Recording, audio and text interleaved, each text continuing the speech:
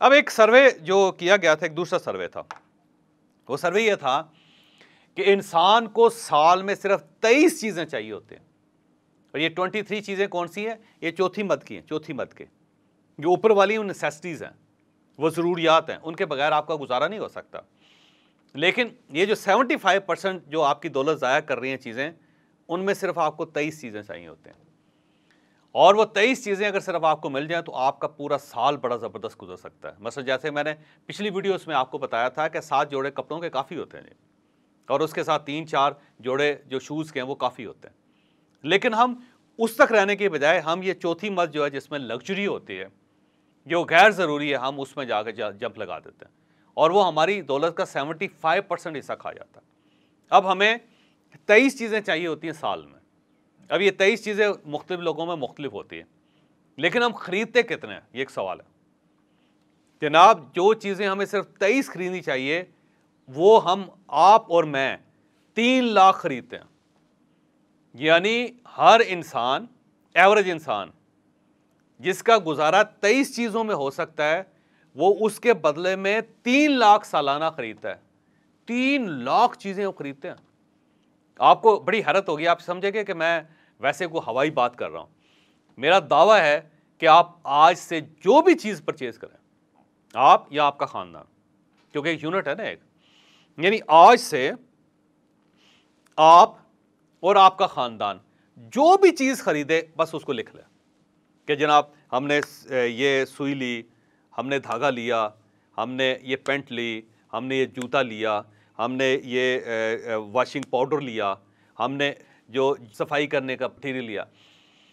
जो भी आप खरीदें, जो भी आप खरीदें, आप सिर्फ उसकी लिस्ट बना लें, और आप साल के बाद उस लिस्ट को गिन लीजिएगा। आपकी चीज़ें 3 लाख से ज़्यादा निकलेंगी, मैं पहले कह रहा हूँ। लेकिन एवरेज कहा जाता है कि 3 लाख चीज़ें खरीदी जाती, जबकि 23 चीज़ों में इंसान का पूरे साल ठीक ठाक गुजारा हो सकता है। तो जब आप अपनी 70% कमाई को, या 75% कमाई को, या 75% इनकम को अगर आप गैर ज़रूरी चीज़ों में 3 लाख चीज़ों, उन 3 लाख चीज़ों में कि जिनके बगैर आपका गुजारा हो सकता है, उसमें ज़ाया करेंगे, तो अल्टीमेटली क्या होगा? फिर आप और मैं, हर शख्स ये कहेगा कि भाई गुजारा नहीं होता। उससे बंदा पूछे कि भाई साहब, ये जो रोज़ आप आइसक्रीम खाने जाते हैं, तो उसमें गुजारा कैसे होगा? जबकि वही आइसक्रीम आप घर ला के थोड़े से पैसों में पूरा ख़ानदान एंजॉय कर सकता है। और आपको मैं मज़ेदार ये बात बताऊं कि जितने पार्लर्स हैं, आइसक्रीम पार्लर्स हैं, जितने भी आइसक्रीम पार्लर्स हैं, ये वही आइसक्रीम बेचते हैं जो आपको मार्केट से मिलते हैं।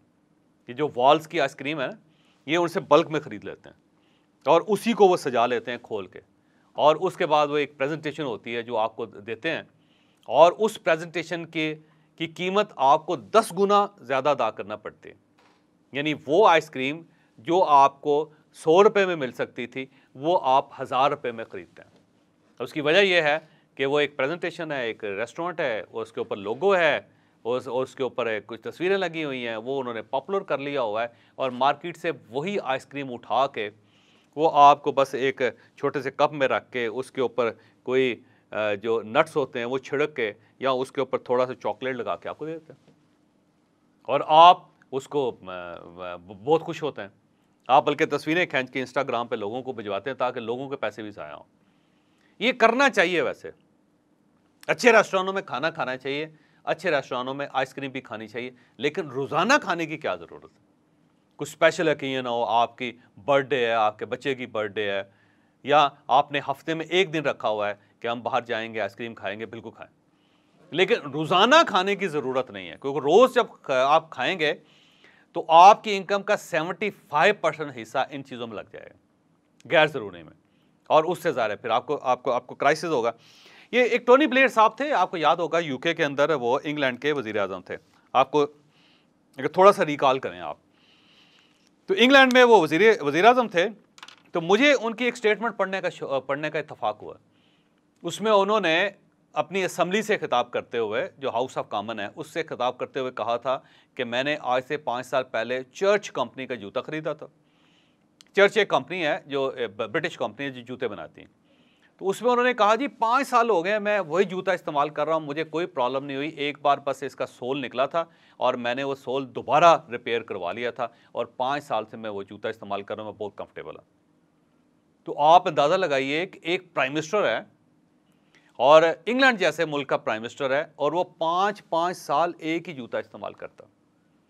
मैंने ओबामा के बारे में पढ़ा था किसी जगह कि उसने पिछले 20 साल में अपने शूज़ चेंज नहीं किया, 20 साल, और उसके पास जो शूज़ है वो कहता है कंफर्टेबल हूँ मैं, कोई इशू नहीं।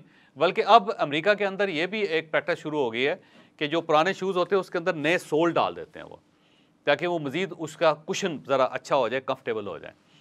तो लेकिन आप उसके मुकाबले में आप देखिए कि आप साल में कितनी बार जूते खरीदते हैं, और आप कभी अपने जूते निकाल के देखिएगा, पता चलेगा कि 10-10 साल पुराने जूते पड़े हों, कभी उनको इस्तेमाल करने की बारी नहीं आए।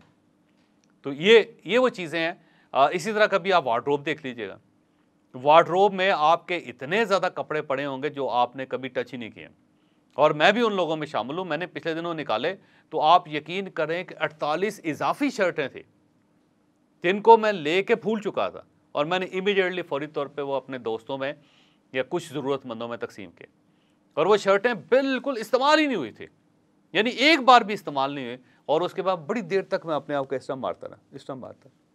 आप भी ये कीजिएगा कि जहां आप फजूल खर्ची करें फौरन मारें, इस तरह मारें अपने आप को, पता लगना चाहिए कि ये क्या बकवास है जो हम कर रहे हैं। ऐसा मेरी आपसे दरख्वास्त है कि अगर आप सिर्फ अपना 75% जो आप लग्जरी आइटम्स पे खर्च कर रहे हैं सिर्फ वही बचा लें तो आप नहीं बल्कि बेशुमार ख़ानदानों का भला हो सकता है। आपने अभी ये क्लिप देखा, ये जो क्लिप है हमारा एक कोर्स था मनी मैनेजमेंट का, उस कोर्स का हिस्सा है, वहाँ से हमने उठा के आपके सामने रखा है। आप ये पूरा कोर्स भी ले सकते हैं हमसे, नंबर आपकी स्क्रीन पे आ गए हैं, यहाँ पे रब्ता करें और ये पूरा कोर्स हासिल करें। मेरा ख्याल है अगर ये पूरा कोर्स आप हासिल कर लेंगे तो मनी मैनेजमेंट का इशू कम से कम आपकी ज़िंदगी से वो ख़त्म ज़रूर हो जाएगा। आपके पास जितने पैसे हैं उनमें आप एक खुशहाल ज़िंदगी गुजार सकें।